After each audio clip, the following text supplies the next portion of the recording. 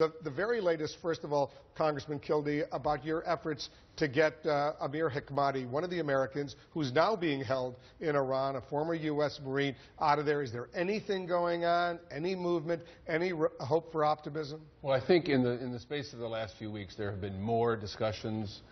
We know that the administration continues to press for their release. I've spoken to Secretary Kerry, met with the President last night at the White House and discussed this. So I'm confident that the administration continues to press for their release, and we have to be cautious, but I have some hope that we may be able to resolve this. And you're announcing today, despite the fact that Amir Hekmati and the other Americans are still being held in Iran, you're announcing your support for this Iran nuclear deal. I am. And I've maintained that we should keep the two questions separate, but in the final judgment, I don't see a path forward that's less treacherous than taking this deal. There are holes in every negotiation.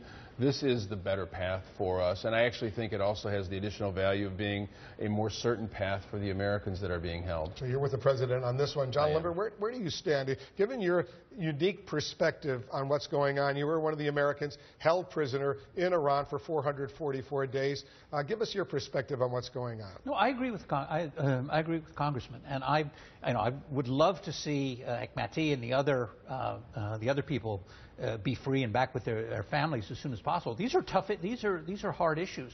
But the nuclear deal, that's the nuclear deal. And that's what it is. And we deliberately did not mix these other issues. Was that a mistake? No. In any negotiation, if you negotiate about everything, Wolf, you agree on nothing. Because the argument has been made, and you've heard it many times, Congressman, that they're going to get tens of billions of dollars in sanctions relief flowing into their economy. The least they could have done is let these three Americans, maybe four, Robert Levinson, who's supposedly still being held there as well. The least they could have done is let these guys out. For sure. And to be clear, Iran should release these Americans. The concern is, though, that we not ever be in a position where we have exchanged their freedom for either tens of billions of dollars or concessions in the nuclear negotiation.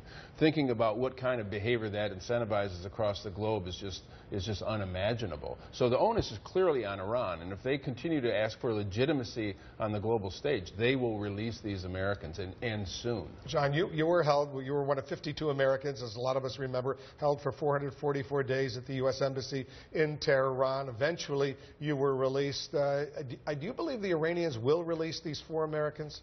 They will, but it's a process that plays out inside their own political system, and it's very tough to read. This is not helping them at all, but there are elements within Iranian politics that simply don't care. And for their own reasons are holding the Revolutionary Guard, some of the fundamentalists. Some of the hardliners. So you see a real split within Iran between the more moderate and the less moderate. Is that what you're saying? Very much so. This is a long-term battle. We were part of that whole process as well 36 years ago.